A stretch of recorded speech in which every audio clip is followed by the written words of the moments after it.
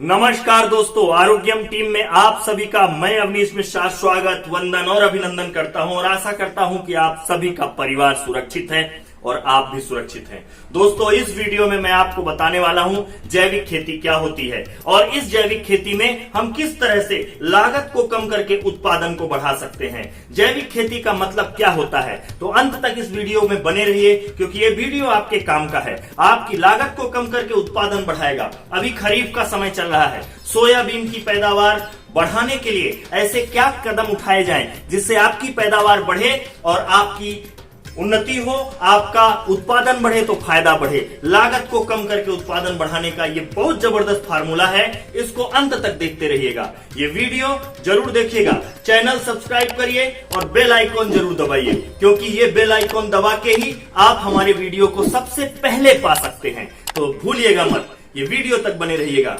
अभी शुरू होने वाला है वीडियो।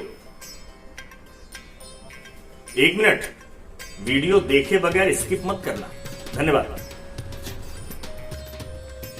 चलिए प्रारंभ करते हैं आज हम अपने इस वीडियो को। और इस वीडियो को प्रारंभ करने से पहले मैं आप सभी दर्शकों और किसान भाइयों को नतमस्तक प्रणाम करता हूं कि आपकी वजह से ही हमारा पेट पल रहा है। आप न गर्मी में ठहरते हो, न बरसात में ठहरते हो, न आपको ठंड लगती है। आप हम लोगों के लिए अन्न पैदा करते हो। अन्नम वै ब्रह्मम, अन्न ही ब्रह्मा है। तो आप ब्रह्मा को जन्म देने वाले हो, आप दाता हो, आप किसान हो। आपको नतमस्तक प्रणाम करता हूं। आपकी सुध बुद्ध के लिए मैंने 2008 से लगातार किसानों के उत्थान के लिए काम कर रहा हूं और आज इस नेट सर्फ में भी ज्वाइन हुआ हूं। तो केवल इसलिए ज्वाइन हुआ हूं क्योंकि नेट सर्फ में एग्रीकल्चर है और आप किसानों के हित के लिए नेट सर्फ काम कर रहा है। जैसा खाएंगे अन्न वैसा होगा मन। विदेशी खाद, विदेशी बीज और विदेशी तरीके से जो अनाज पैदा होगा उससे संस्कार विदेशी होते जा रहे हैं। आज कपड़े छोटे होते जा रहे हैं, कब उतर जाएं कोई भरोसा नहीं है। इसलिए आपको भारत की शान बनना है क्योंकि जब 1857 की क्रांति के पहले सारे राजाओं को जीत लिया गया था, केवल आप ही बचे थे और आप लोगों के ने ही भारत को वापस आजादी दिलाई है। जब विक्टोरिया महारानी हिल गई, जब अंग्रेजी शासन हिल गया कि यार राजाओं को सबको जीत लिया गया, अभी ये कौन से लोग हैं जो हम पे इतना ज्यादा विद्रोह कर रहे हैं, ये कौन से लोग हैं। तब इन्होंने वहां से अपने दूत भेजे और ये दूत जाके गांव में सोशल इंजीनियरिंग की तहत ये पता लगाने लगे कि भारत की आत्मा कहाँ बसती है, भारत में ताकत कहाँ से आती है। तब पता चला कि यहाँ के लोगों की 5 माताएं हैं। पहली माँ धरती माँ जो इनको अनाज देती है, इतना अनाज देती है कि ये खुद भी खाते हैं और पूरे विश्व को खिलाते हैं। दूसरी इनकी गौ माँ जो इनको दूध देती है और गोबर देती है। ये सारा गोबर खेत में डालते हैं और जब खेत में गोबर पड़ता है तो अनाज ही अनाज होता है। ये 2 माताओं के बाद तीसरी इनकी जननी है, जन्म देने वाली जननी माता है। ये जननी जन्म माता ये उनको आशीर्वाद देती है हर मुसीबत से लड़ने के लिए। और चौथी माँ इनकी भारत माँ है जिसके लिए जान न्यौछावर कर देते हैं। और 5वीं माँ तुलसी माँ है जो इनके द्वार में खड़ी रहती है। आज तुलसी और गिलोय ही कोरोना से बचा रहा है। तो ये 5 माताएं जिनके पास हैं, उनका कोई बाल भी बांका नहीं कर सकता है। इनको जीतने के लिए क्या करना पड़ेगा, तब इन्होंने प्लानिंग बनाया। आप इतिहास उठा के देखिए, कलकत्ता में, अकेले कलकत्ता में एक कटसाल बनाया गया जहां 37,000 गायें रोज कटने लगी। जब उधर गाय कटने लगी, माँ का तिरस्कार होगा तो बच्चा कभी फलेगा फूलेगा नहीं। यहाँ किसान के घर में कुछ ऐसी गायें हुआ करती थी जो दूध कम देती थी। अगर वो दूध देना बंद कर देती, किसान को पालने में दिक्कत होती, वो किसान को अच्छा दाम मिल जाता, ये वो गाय को बेच देता। अरे मेरे दोस्त, वहीं से हमारी तबीयत खराब होने लगी। किसान की दुर्गति, किसान को उस गौ माँ का श्राप मिला। जैसे जैसे पशु धीरे धीरे कटने लगे, हमारे यहाँ पशुओं की संख्या कम हुई। जब पशुओं की संख्या कम हुई तो गोबर की मात्रा कम हुई और अगर गोबर की मात्रा खेतों में कम हुई तो ये इफको और बहुत सारी विदेशी कंपनियां आके यहाँ यूरिया डीएपी का फैक्ट्री लगा डाले। यूरिया डीएपी आ गई खेत में तो पैरासीटामोल आ गया, वरना चिरचिरी की जड़ चबा के बुखार में उतर जाता था। आज पैरासीटामोल और बहुत सारी दवाइयां आपके शरीर में काम ही नहीं कर रही हैं। आपका इम्यून सिस्टम खत्म हो गया है, लेकिन उसके बावजूद भी गांव में अभी भी आत्मा बसी हुई है और उसी आत्मा की वजह से हमारी मृत्यु दर अभी भी इस कोरोना में कम है। लेकिन क्या करें, कैसे करें, हम जैविक खेती किसे कहते हैं, ये हमें जानकारी नहीं है। बहुत सारी विदेशी कंपनियों ने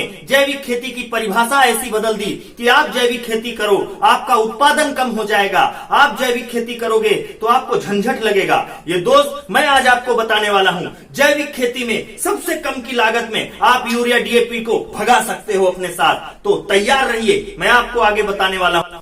अब पहला सवाल यह उठता है कि जैविक खेती कहते किसे हैं, जैविक खेती का मतलब क्या होता है? क्या यूरिया डीएपी बंद कर देना ही जैविक खेती कहलाता है, या फिर गोबर और केचुए की खाद को डाल देना ही जैविक खेती कहलाता है? अरे मेरे दोस्त, गोबर और केचुआ एक जैव अपशिष्ट है, जीवों द्वारा निकाला गया मल मूत्र है। भारत में 2,65,000 पंचायत हैं। 2,65,000 पंचायतों में हर पंचायत में 500 किसान हैं और हर पंचायत में एक किसान के पीछे एवरेज 5 एकड़ की खेती है। क्या इतना गोबर और केचुआ उपलब्ध हो पाएगा? क्या ये अपने पास इतना लेबर है जो इसको बढ़ा पाएगा? ये केवल झंझट बनाने की चीज है। पुराने जमाने में आग लगाने के लिए पत्थर घसा जाता था, अभी लाइटर आ गया है। अब जैविक खेती एडवांस टेक्नोलॉजी का हो गया है। तो मैं आपको बताने वाला हूं एक ऐसा प्रोडक्ट जो आपके जमीन को कड़क होने से बचाएगा।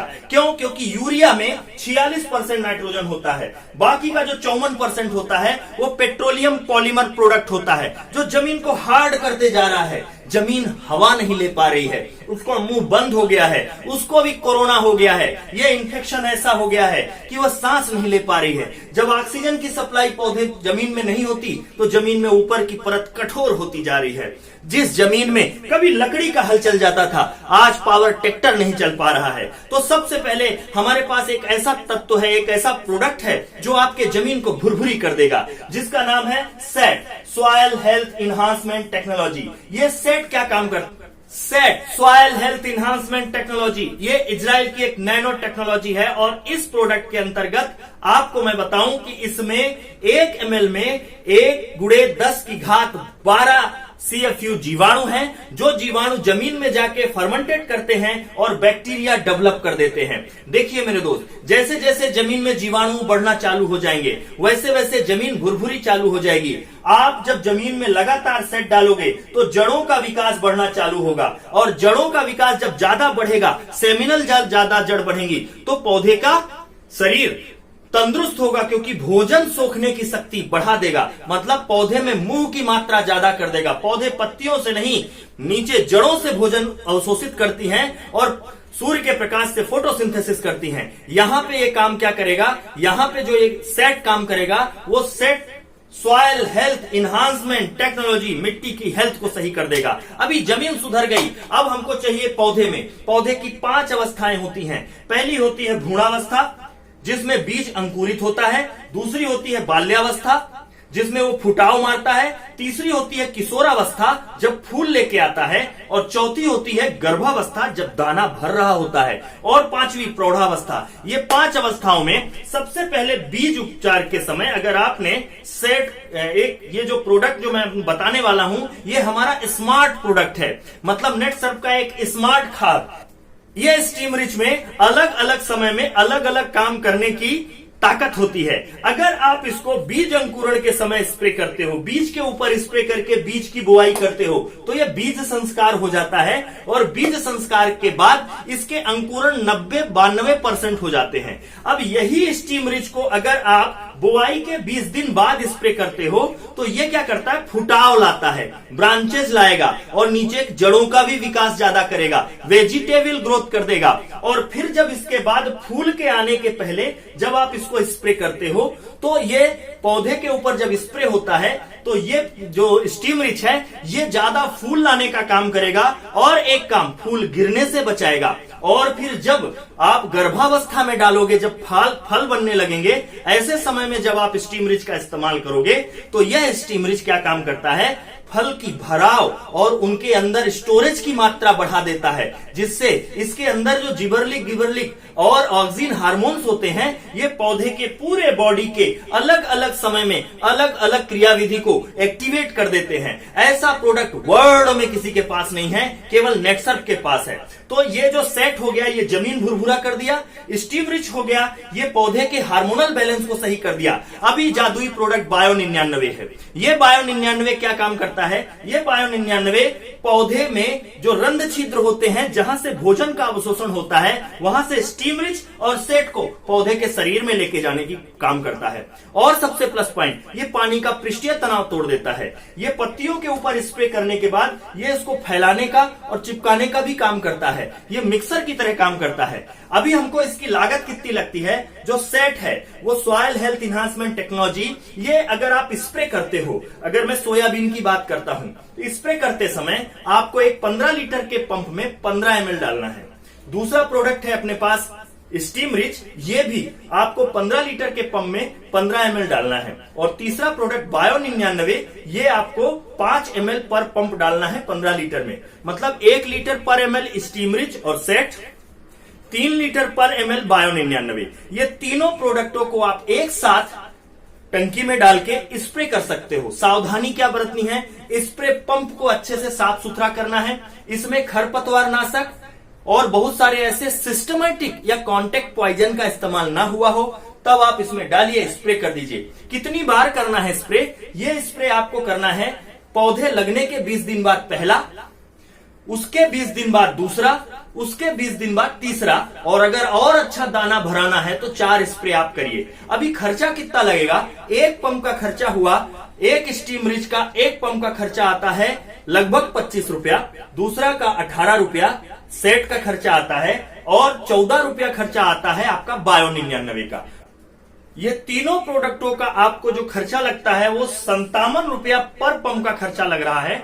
अगर ये 57 रुपए पर पंप का खर्चा आपको पड़ रहा है तो ये मान के चलिए आपको 1 बीघे में, 1 बीघा हमारे अगर मध्य प्रदेश की बात करें तो 1 बीघे में 3 पंप लगता है, और अगर हमारी बात करें बिहार की तो 1 बीघे में 6 पंप लगता है। एक पंप का खर्चा आपका लगभग मोटा मोटा मान के चलिए तो 60 रुपए का खर्चा पड़ा। आपको 3 पंप डालना है बीघे में तो लगभग आपका खर्चा पड़ता है 180 रुपया, और आपको इसको 3 बार डालते हो तो 540 रुपए का पर बीघे का खर्चा पड़ रहा है। एकड़ में हम डबल कर देते हैं, एकड़ में लगभग 1000 रुपए, 1100 रुपए एकड़ का खर्चा पड़ता है। अगर आपको ये प्रोडक्ट चाहिए होता है तो आपको अपना आधार कार्ड, पैन कार्ड या नाम, डेट ऑफ बर्थ, नॉमिनी और एड्रेस आपको इस नंबर पे भेज देना है। यहां से आपको एक लॉगिंग आईडी, पासवर्ड मिल जाएगा। आप अपने मोबाइल में वो एप्लीकेशन डाउनलोड कर लोगे और भारत के किसी भी कोने पर आप इसका ऑर्डर कर सकते हो। ये जैविक खेती आपके लिए, आपके आने वाले भविष्य के लिए, आपकी पैदावार बढ़ाने के लिए बहुत है। अभी सोयाबीन में ये 3 बार में जब आप स्प्रे करते हो तो पहली बार स्प्रे जब आप करते हो 20 दिन बाद तो ये फुटाव बहुत ज्यादा मारता है। दूसरी बार स्प्रे करते हैं तो फूलों की संख्या बढ़ा देता है।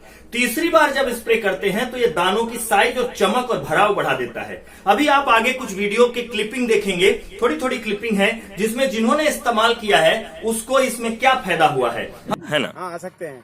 पहली बार से देखा है मैंने तो उत्पादन बहुत अच्छा आया। हाँ। और हर साल बहुत कम उत्पादन आता था। 40-45 कुंटल सोयाबीन होते थे टोटल, जो 60 से ऊपर गए हैं अभी। हाँ हाँ हाँ 60 से ऊपर है हमारे पास ही। बिल्कुल बिल्कुल। 2 बीघे को और निकालना है। अभी 2 बीघे का और निकालना है। मतलब ये अभी उस जहाँ डाला ये 12-13 कुंटल और आएंगे अभी इसमें। अच्छा, मतलब टोटल 70-78 कुंटल आराम से हो जाएगा। 6-6.5 का एवरेज बिल्कुल आ जाएगा। आसपास 80 कुंटल के आसपास आएगा सर। हार्वेस्टर उधर से निकाल के लाया तो वहाँ से वहाँ तक थोड़ी सी आई, उसके अंदर आधा से पौन कुंटल सोयाबीन हुआ, एक न्यू करके आया। सिर्फ उधर से फायदा हुआ है। हम सोयाबीन में भी इसका इस्तेमाल कर सकते हैं और धान में भी इसका इस्तेमाल कर सकते हैं। तो इस तरह से आपको मैंने बहुत कम समय में ये सारी जानकारी दी है। ज्यादा से ज्यादा इसको शेयर करिए, लाइक करिए और इनको भेजिए, क्योंकि जैविक खेती 1 साल में होने वाली नहीं है। अभी सवाल उठता है, आखिरी सवाल, कि अगर आप स्टीम रिच, बायो 95 और सेट का इस्तेमाल करेंगे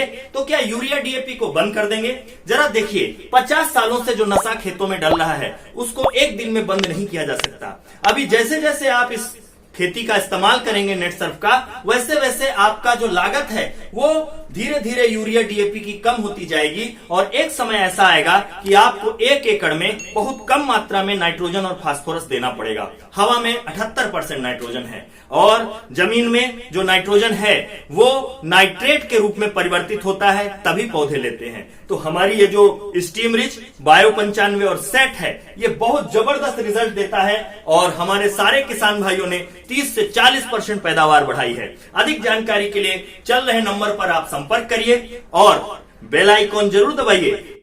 ये वीडियो उन लोगों को शेयर करिए, उन लोगों को भेजिए जो वाकई में जैविक खेती करते हैं। अगर ये वीडियो आप देख रहे हैं और आप किसान नहीं हैं, तो उन किसानों को भेजिए जहां से आप अनाज पैदा करते हैं, क्योंकि जैविक खेती पर हम लोग काम नहीं कर रहे हैं, हम लोग विषमुक्त खेती पर काम कर रहे हैं। और हम चाहते हैं कि हमारा अनाज शुद्ध हो और हम वापस पूरे विश्व को जैविक अनाज पैदा हो, क्योंकि धीरे धीरे हमारा जैविक अनाज पैदा होना बढ़ रहा है, हमारी पैदावार जैविक अनाज से बढ़ रही है और क्वालिटी बढ़ती जा रही है। तो बिल्कुल बने रहिए हमारे इसी चैनल में। आगे हम आपके बहुत सारे ऐसे ऐसे सवालों का जवाब देंगे जो आनंद ही आनंद रहेगा। धन्यवाद, धरा प्रणाम। अरे वीडियो खत्म हो गया, शेयर करो, लाइक करो और भेजो।